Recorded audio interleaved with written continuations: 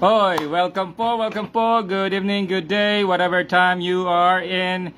Welcome po sa Facebook Live. And to start today, may we present the official choral group of the Church of God International.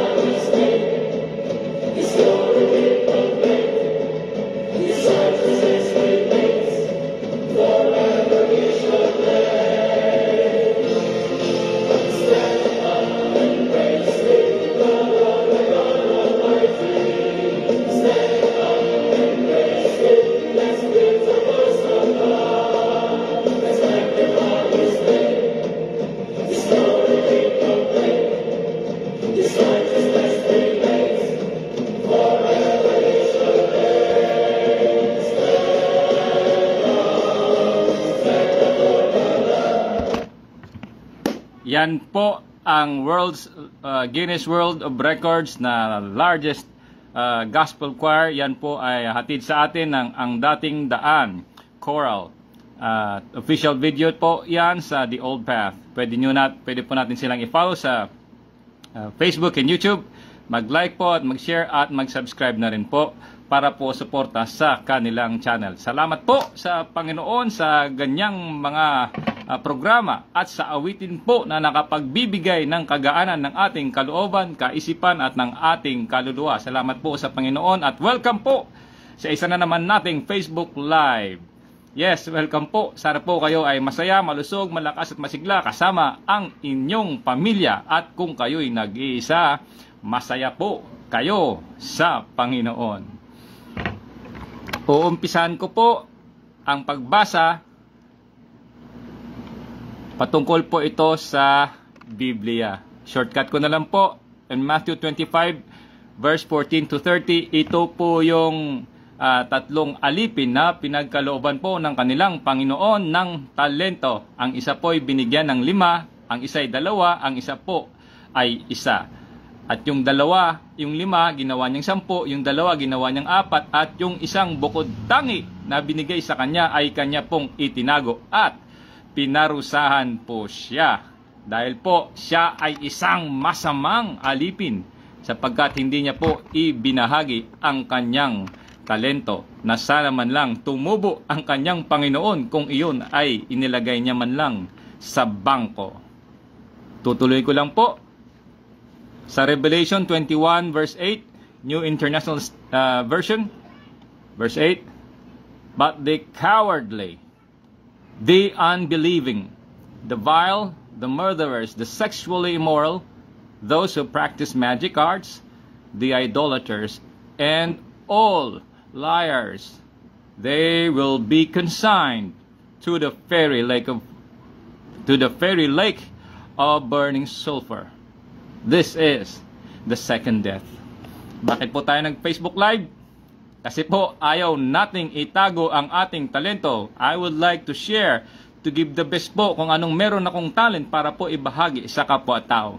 Dahil po, pag natakot po tayo, gaya niyan, matakot ako na hindi ibahagi ang aking talento, ako po ay siguradong mapaparusahan. Dahil po kung yung talento ko ay makatulong sa ating kapwa, makapagligtas ng buhay, gaya ng mga previous po nating Facebook Live na aking pong naibahagi na, ay yan po ay magbabayad po tayo. Yay, shout out kay Sir Alpha Juliet Bravo, Ore Dinom, alam ko yan. Shout out, maraming salamat sa inyong view.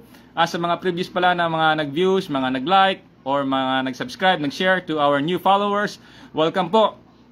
Welcome to our American friends. Welcome to my Facebook Live. I hope this will bring you a new perspective about the Philippines, because my subject today in Facebook Live will be about America. So welcome to our new subscribers, new followers, to the Americans. Welcome to the Philippines and welcome to my Facebook Live. I am very excited to see you and so happy to have you in my show or following my Facebook.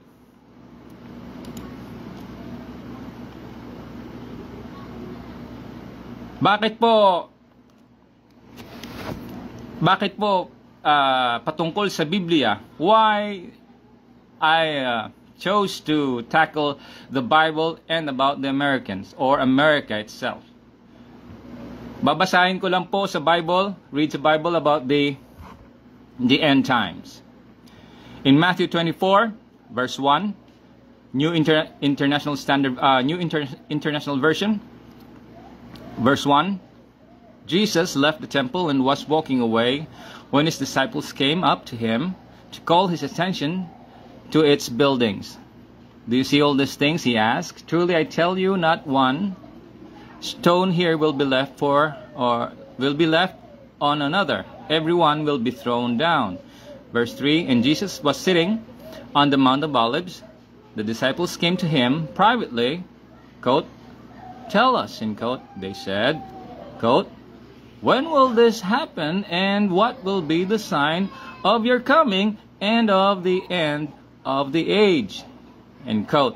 Verse 4, Jesus answered, quote, watch out that no one deceives you, for many will come in my name, claiming I am the Messiah, and will deceive many.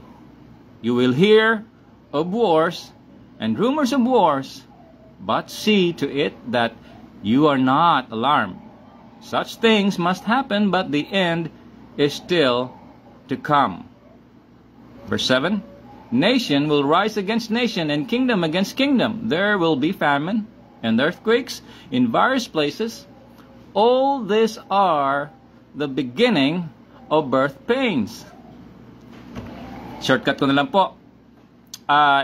Kung gusto nyo po i-follow yung binasa natin, meron po yung kabuuan doon sa the whole chapter of Matthew chapter 24. Babasahin nyo na lang po. Bakit ko nga ba naiputol or pupuntahan ko na lang yung gusto kong nasa na i-share sa inyo? Ito po. Ito po yung inauguration ni John F. Kennedy way back 1961. Pakinggan po natin. Fitzgerald Kennedy, do solemnly swear. I, John Fitzgerald Kennedy, do solemnly swear. That you will faithfully execute the office of President of the United States. And I will faithfully execute the office of President of the United States. And will, to the best of your ability, and will, to the best of my ability, preserve, protect, and defend the Constitution of the United States. Preserve, protect, and defend the Constitution of the United States. So help you God. So help me God.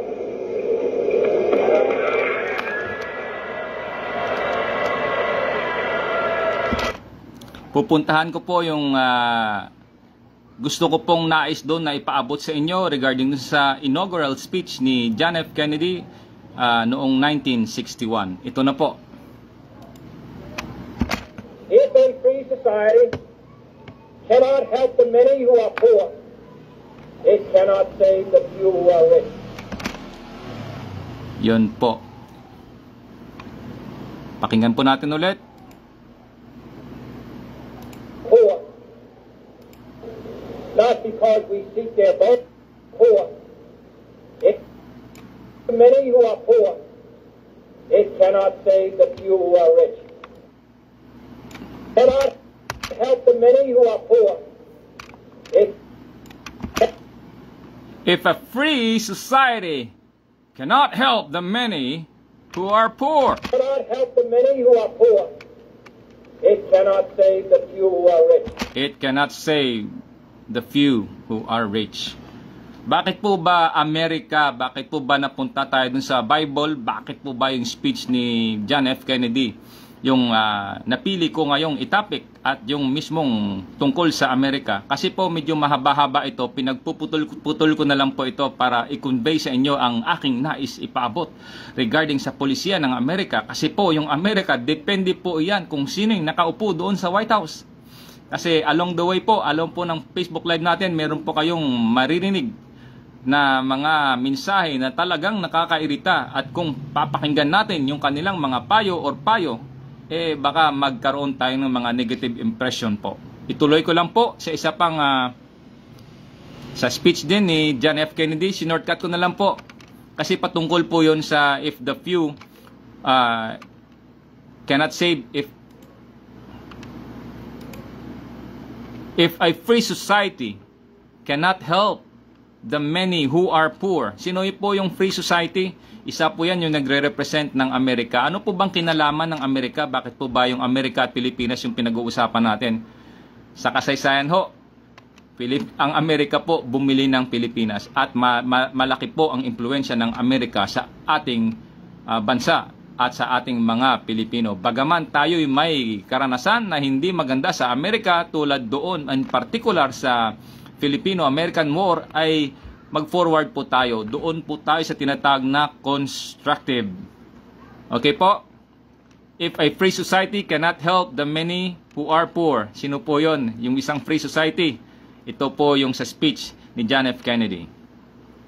They cannot save the few who are rich. Tuloy ko lang po. Ito pa po yung part ng speech niya. And so, my fellow Americans, ask not what your country can do for you, ask what you can do for your country.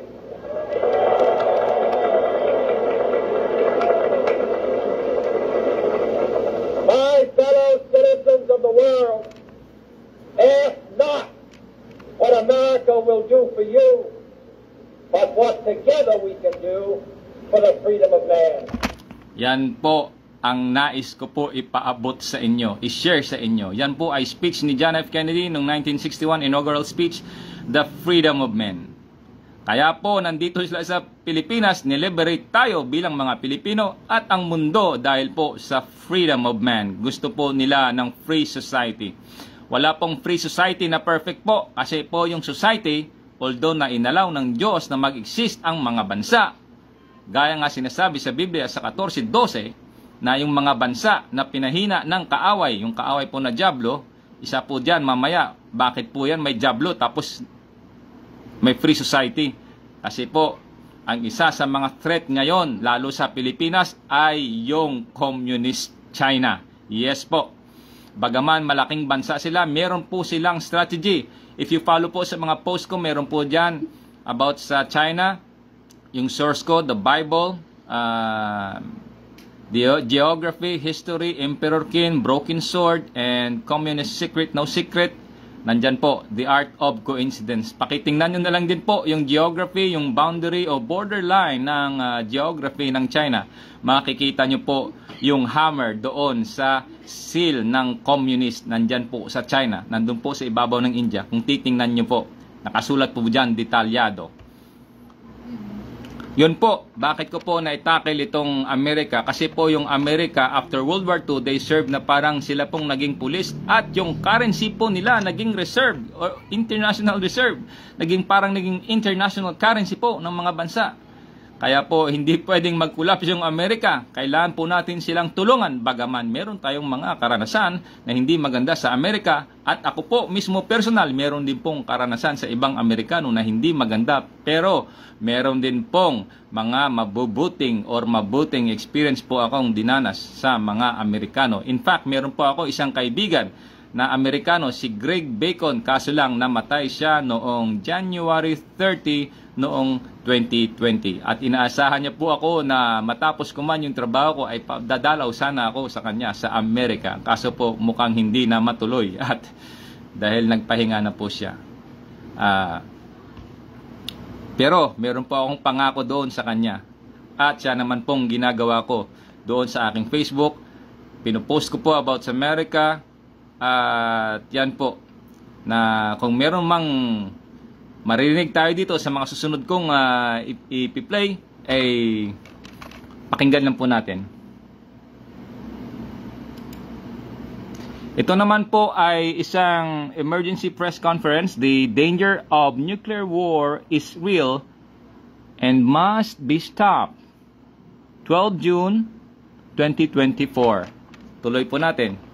We'll go to the final question, which I mentioned is from Philippines, and it is from Maria Catherine Suba from Radio Mindanao Network, Minando Network. Yes, good afternoon, everyone. It's already 2:57 a.m. here in the Philippines. I am Maria Catherine Suba, a freelance broadcaster. I am a co-host of late Butch by Best with Itos by Best in Radio Mindanao Network DZXI, ang ating katipunan show. My question goes to Mr. Scott Ritter. As a former UN weapons inspector and U.S. Marine intelligence officer, and actually to anyone else who wants to answer, a proxy war is being orchestrated in this part of the world, our country, the Philippines. Our country is actually being used by the U.S. in its intent of war against China. And according to geopolitical analysts, the Philippines will be the next Ukraine. The Philippine President, Ferdinand Marcos Jr., has allowed additional 9 EDCA sites, or more appropriately 9 U.S. military bases all over the country. The armed forces of the Philippines seem to be following orders from their U.S. counterpart. Drumbeats of war is being heard almost every day. Sinophobia is being propagated on mainstream media. Almost every week, there's an incident of Chinese Coast Guard that rocket cannons a Philippine vessel at the South China Sea. Do you think a false flag operation can happen here as tensions are getting worse? What do you propose for this to stop? Thank you. Yeah. Well, thank you very much for the question. Just so you know, I have a little bit of background in the Philippines. In 1986, I was deployed there as a platoon commander to reinforce the Subic garrison after the fall of the Marcos regime. There was concern about the new People's Army, so I have a warm spot in my heart for the Philippines.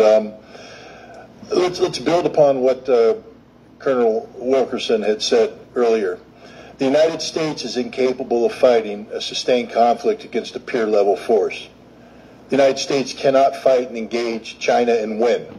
We will not beat the Chinese. We cannot beat the Chinese, and we know this, and yet we're using the Philippines to create the conditions of potential conflict with the Chinese. Please understand that for the Filipino people, this is a recipe for disaster. You think America is your friend. So too did the Ukrainian people. And they are dying by the hundreds of thousands. Friends don't let friends die in those quantities. The Ukrainians have been displaced by the tens of millions. Friends don't let friends have their cities destroyed in this manner. Friends don't let friends, have families separated, have mothers and children destined to a life of refugee status in perpetual poverty. That's not how friends behave. America has never been the friend of the Ukrainians, and we are not the friends of the Filipinos. We don't like you. If we did like you, we wouldn't be doing this to you. We are using you. You are a tool, nothing but a tool, and when the tool ceases to be useful, we will discard you. And discard you means usually after a war that devastates you. We are using you to gain some sort of momentary leverage over the Chinese. We will fail. The Chinese will win, and you will be destroyed. End of story. It's high time the Filipino people pressure their government to start sitting down and engaging the Chinese government responsibly. China is not your enemy. China is your neighbor. China is your friend. China doesn't want war. And if you would engage China in diplomacy, and as we've all indicated here, America has long since lost the skill set necessary to carry out diplomacy, but the Philippine people can reignite this, to relearn it, to use this skill to prevent a war. But if you continue to behave as colonial subjects, and I know that's a sore subject in the Philippines, because you were the colonial subjects of America. We still view you as our colonial subjects. We don't like you, we don't care about you, we just want to use you. Grow up. Grow up and act responsibly. Take control of your own future. America is not here to help you. America is here only to use you until there's nothing left, and then we will discard you on the trash heap of history. Yan po ang isang maanghang at isang makatotohanang opinyon ni Scott Ritter. Siya po ay isang dating sundalo.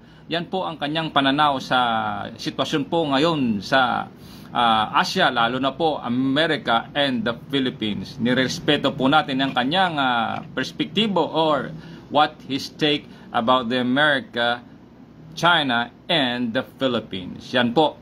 Pero kung babalikan po natin yung speech naman ni John F. Kennedy, babalikan ko lang po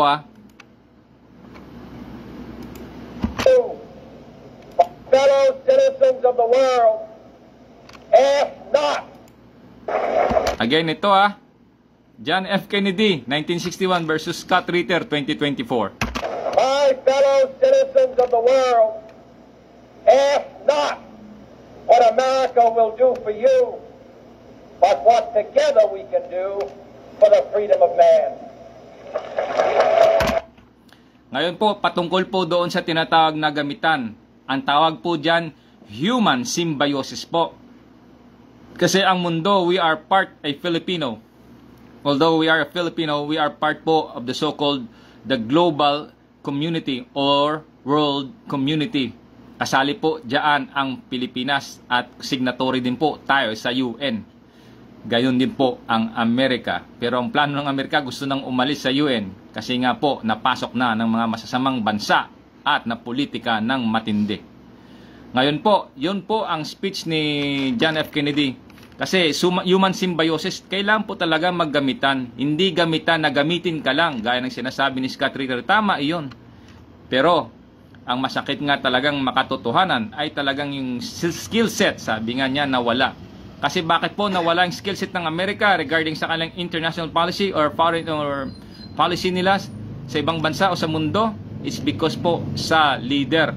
It's because po pag weak po yung leader, stupid leader, sabi nga ni President Trump, talaga po mapapahamak ang mundo. Ngayon, when it comes to sinabi niya, sagutin ko na rin doon yung sa kanya sa Russia and Ukraine. Nung before pa po nagkaroon ng Russia, meron po diyan yung USSR, United Soviet Union of Soviet Socialist Republic. Yun po yung USSR. Kabahagi po yan yung Ukraine ng ng USSR dati. Meron po diyang policy din yung Amerika nung Cuban Missile Crisis. Ayaw po ng Amerika na magkaroon ng missile yung Russia doon sa Cuba. Ang tinatawag po diyan nila yung Monroe Doctrine. Kaya nga matindi po dyan yung politics sa Russia-Ukraine war. Kaso lang, bakit po nagkaroon ng giyera? Dahil po sa kabobohan. Nino po? Sino po ba yung president that time? Alam nyo na po. Kasi pumapasok sila sa isang gusot na hindi nila alam. Yun po ang problema dyan. At isa pa po, meron po diyang tinatawag na NATO. Ano po ba yung NATO? NATO expansionism. Yun po. Kasi gusto nila i-member yung Ukraine sa NATO na hindi naman po papayag ang Russia. Bakit po? Kahit po sa kaysaysayan ay ayaw po ng Russia, lalo na si Putin. Ayaw niya po ihiwalay yung Ukraine sa Russia. Bagaman independent na sila nung nag-collapse yung communism sa Russia, sa USSR, nung mag-collapse ang communism, nagkanya-kanya na po sila, nagkaroon po ng independent yung mga bansa.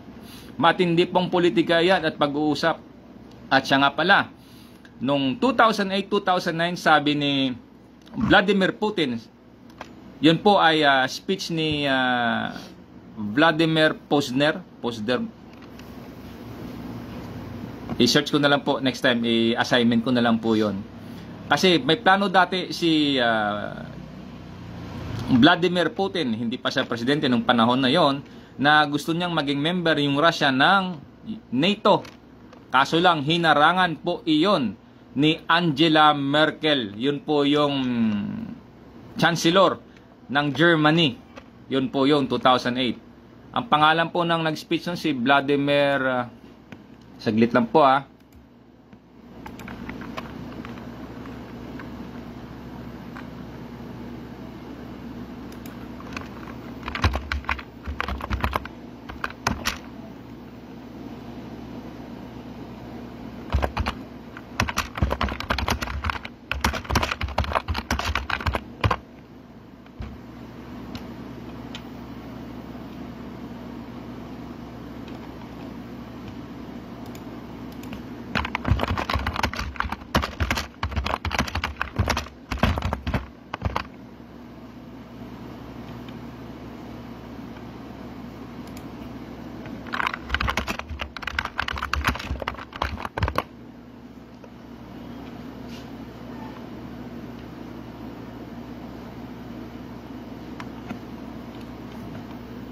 Please bear with me.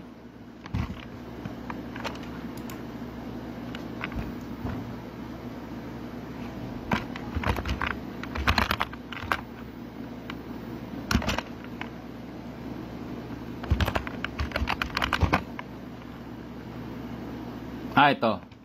Si Vladimir Pozner. Yun nga, tama nga.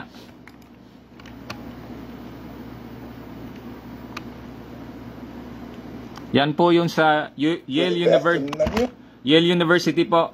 You could search sa YouTube, Yale University. Mag-like o mag-subscribe na rin po tayo para support sa kanilang channel. Yung title po is Vladimir Pozner, How the United States Created Vladimir Putin. Sinabi po yan, shortcut ko na lang po. Sabi po ni Vladimir Pozner, na nung 2008-2009 meron pong desire si Vladimir Putin, yung presidente ngayon ng Russia, na mag-join po ng NATO. Kaso po hinarangan po iyan ng mabait na si Angela Merkel. Yan po, ayaw nila na mag-join ang Russia sa NATO kasi ang tingin nila sa Russia ay kaaway. Yan po, shortcut ko na lang po, pero kung gusto nyo pakinggan yung video na yan, ito po ay isang mga resource person na talagang katiwa-tiwala po, si Vladimir Pozner. Title is How the United States Created Vladimir Putin. Ang page po is Yale University. Mag-subscribe po kayo at mag-like dahil po sa ganitong programa ay nai-enlarge po ang ating pananaw sa buhay na ito. Okay po? Ngayon, Scott Ritter, kung gusto nyo, gagawan ko ng study or ng sagot yung ginawang speech ni Scott Ritter. Pero isa na po doon yung pangsagot ko sa kanya, yung speech ni late President John F. Kennedy doon sa inaugural speech niya noong 1961. Again? But what together we can. Ask not what America will do for you. Not what America, my fellow citizens of the world, ask not what America will do for you, but what together we can do for the freedom of man. Amen. For the freedom of man. Bakit po? Communist China, kapitbahay natin, doon nga sa Xinjiang ginagawa nila human harvesting forced labor. Nakakonsentrate ngayon doon yung 1 million na Uyghur doon sa Xinjiang ginagawa nila. Ano pa ang isang form of torture? Asawa, anak, para lahat ng babae nire-rape nila as a form of torture. Ganun po ang communist kasi wala silang Diyos. Okay po? Ngayon, may gift po tayo sa panawagan po sa Amerika. Kumbaga, ito isa sa mga pelikula. However, I will use this as a call, a prayer for America. Although na pelikula lang po ito. At kukunin ko po yung ito na inspiration na papalitan ko po yung ibang mga elements nito sa palabas na ito. Atin pong pakinggan.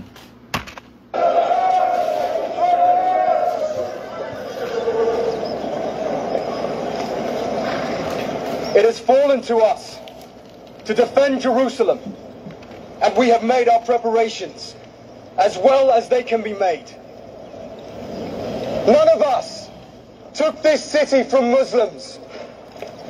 No Muslim of the great army now coming against us was born when this city was lost. We fight over an offense we did not give, against those who were not alive to be offended. What is Jerusalem?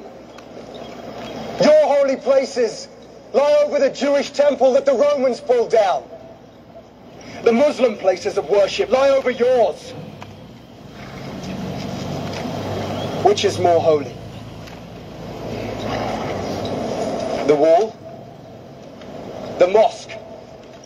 The sepulchre? Who has claim? No one has claim. All have claim. That is blasphemy. Be quiet. We defend this city, not to protect these stones, but the people living within these walls.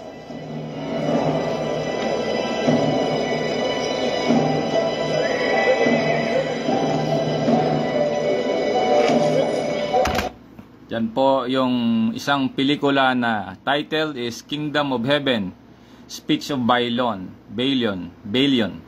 Yan po ay blacksmith, anak po siya ng Baron of Ibelin, kaso lang namatay. Yung Baron, siya po yung nag-assume na panibagong Baron of Ibelin. At siya po ang naging defense doon sa Israel, doon po sa pelikulang ito na titled Kingdom of Heaven. Kasi po yung isang hari nila na tanga-tanga, na feeling gusto lagi yung away at gera, ay natalo po. At siya po yung natirang tagapagdepensa ng Jerusalem.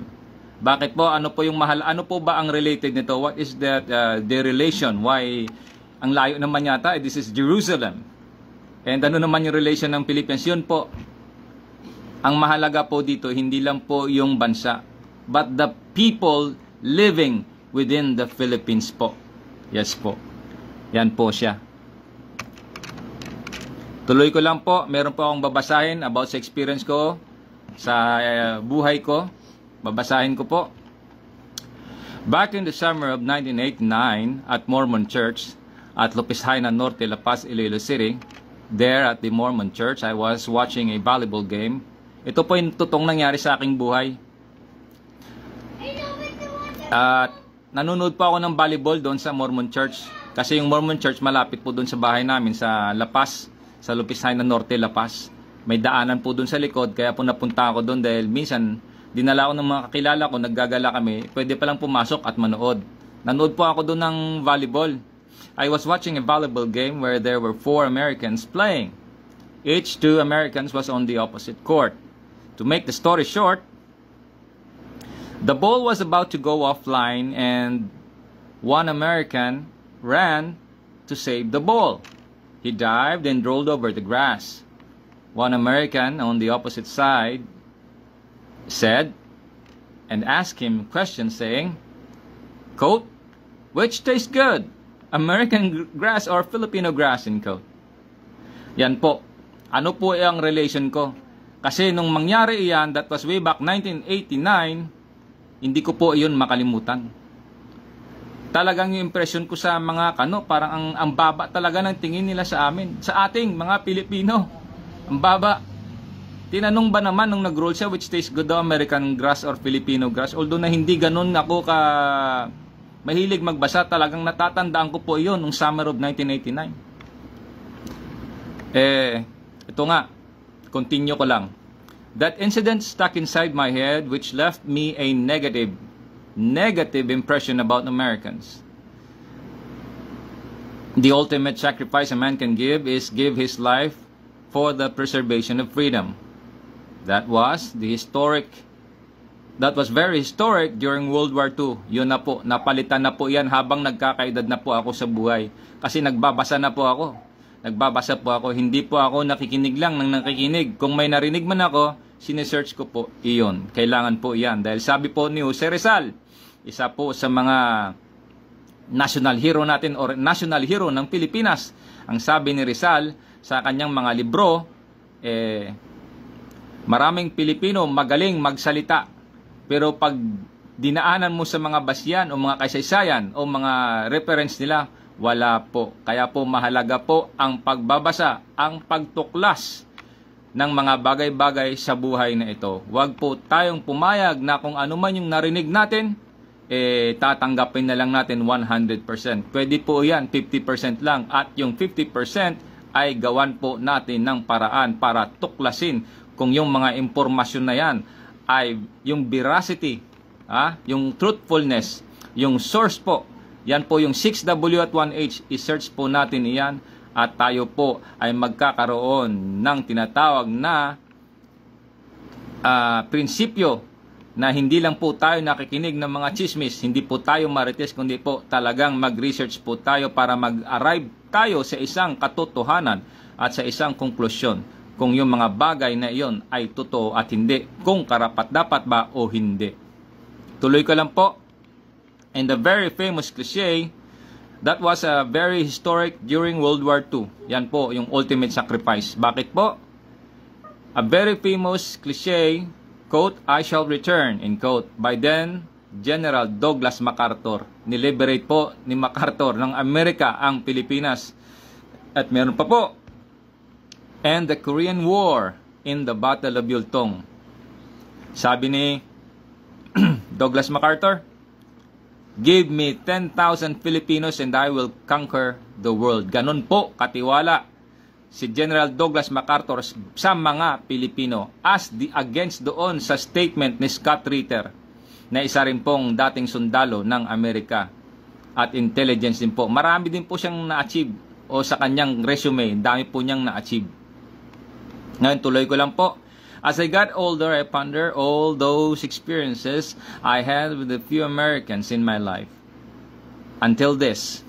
Ito po. Ano po yung until this?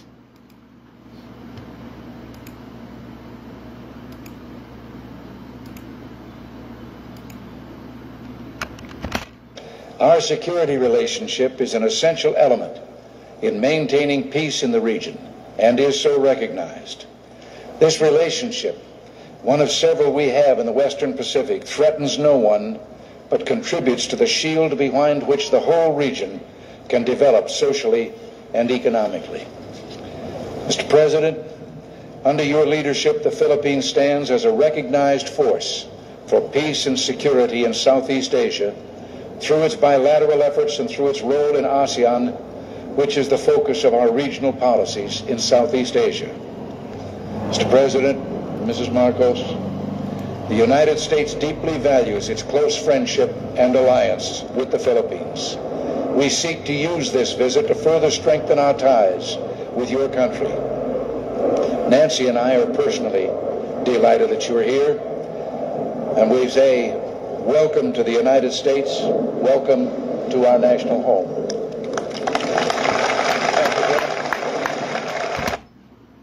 One moment. Ito po ay state visit ng Philippines arrival ceremony for President Marcos on September 16, 1982. Pwede po natin i-follow, like and share and subscribe si Reagan Library po sa YouTube. Paki-follow po ninyo at sa Facebook na rin po. Para makita nyo rin po yung mga ganitong mga documentary. Tuloy ko lang po.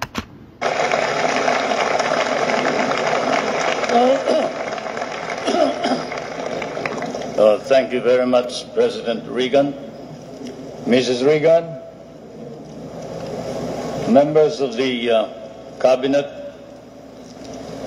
distinguished guests, my friends. On behalf of the 50 million people of the Philippines, Mrs. Marcos and I express our gratitude for your warm welcome to Washington and to the United States of America. This great and beautiful city, that is one of the few cities that was built as a capital for a great nation, is indeed, as has been written, the key to knowing the secret of America. And this house of the American people, an American frontier that never vanishes. Your beautiful city with its grand memorials, its monuments, its walks, is indeed a city that memorializes the great achievements of your people for the past 2 centuries. America, Happy Independence Day! God bless America, and may you continue with the work you do under President Donald J. Trump. Sir, MAGA, make America great again. I believe in you, sir, and love the work you do for the American people, and for the world. God bless po, and God may strengthen your hand. Continue ko lang po sa isang speech na gusto kong mapakinggan ninyo, yung speech ni late President Ferdinand Marcos. Ito na po. For I know that, as I have said in many a speech before my own people and before the world, fate and destiny has decreed that the United States of America be the trustee of modern civilization against the threat of a possible second dark ages. And America cannot fail. Therefore, we, the Filipino people, come and bring to you a prayer that God and His divine providence may grant you guidance, strengthen both your heart and hand, so that that hand may be strong on the lever of power and save our humanity. Yan po, nagtatapos ang ating Facebook Live. If you have any comments, suggestions, or you could post free to post po. Pag-usapan natin, we can talk that sometimes next natin ng Facebook Live. Maraming salamat po sa mga previous na mga views. Talaga pong nakakataba ng puso at nakakapagbigay po kayo ng lakas at gana na tayo'y magpatuloy muli sa ating Facebook Live. At again, Happy Independence America, and may God strengthen that hand, and that hand may be strong on the lever of power and save our humanity on the possible second dark ages po. The threat of communism po talagang totoo.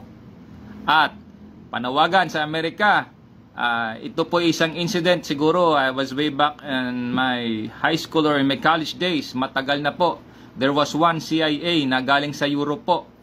At nung tumakas sa Europe, pumunta ng Amerika at pinagsisigawan niya doon yung isang plano para sirain po yung Amerika. Sana po, nagising-gising kayo. Wake up America! Wake up!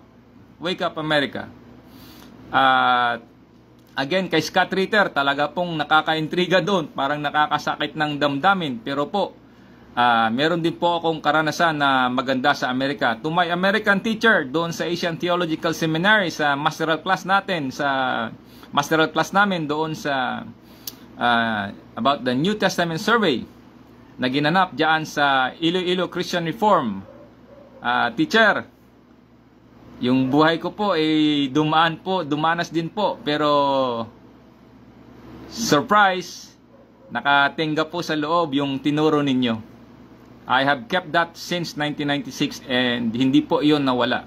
Bagaman yung buhay po, tulad sa akin, yung buhay ko ay hindi ko man masabing may pagmamalaki, pero dumanasan po ng pagsubok sa buhay.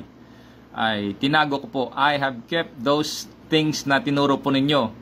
At isa pa po, you've mentioned one time doon sa class natin about the religion. You said, and you quote, religion is like a glue that binds the society together.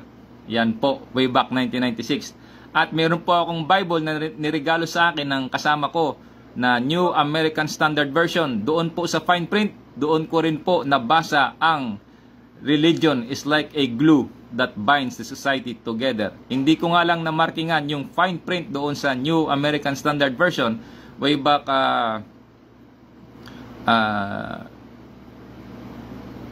2002 or 2003, yung mga time na yun po na talagang nagbabasa ako ng Bible, pati yung fine print binasa ko. Talagang, teacher, yung sinabi mo na yon na to my American teacher sa Asian Theological Seminary, maraming salamat po sa sacrifice ninyo.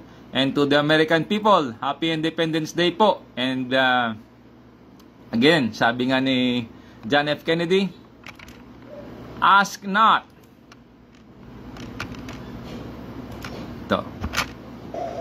World for your country. Ask not, and the glow from that fire can truly light the world.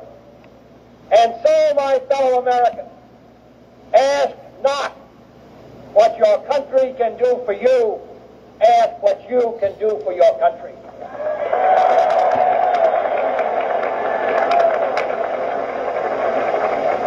My fellow citizens of the world, ask not what America will do for you, but what together we can do for the freedom of man. Yan po, dyan po nagtatapos ang ating Facebook Live. That ends our Facebook Live today. Thank you to all the viewers, the subscribers, to the new followers. Welcome! Hey! Again, welcome po. Bilang isang Pilipino, ako'y nagagalak at nalulugod at kababaan po ng loob at kaligayahan ko po na kayo ay i-welcome at maging follower po ng isang hamak lang na Pilipino. At pagpalain po tayo ng Panginoon, pagpalain po tayo ng Diyos at ng Panginoon. At sana kayo ay masaya, malusog kasama inyong pamilya. Kung nag-iisa mo po kayo, ay masaya po tayo sa Panginoon. Maraming salamat po sa Diyos, sa Panginoon at sa Espiritu Santo. Amen.